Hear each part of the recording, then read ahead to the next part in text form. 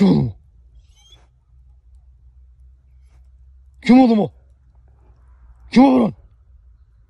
Kim oğlum o?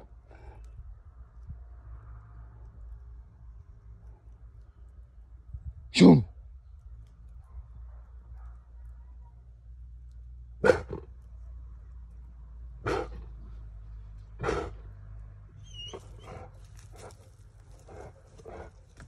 Kim oğlum o?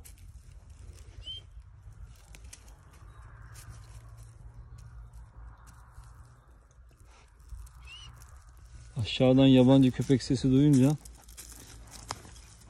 panik atak geliyor bana.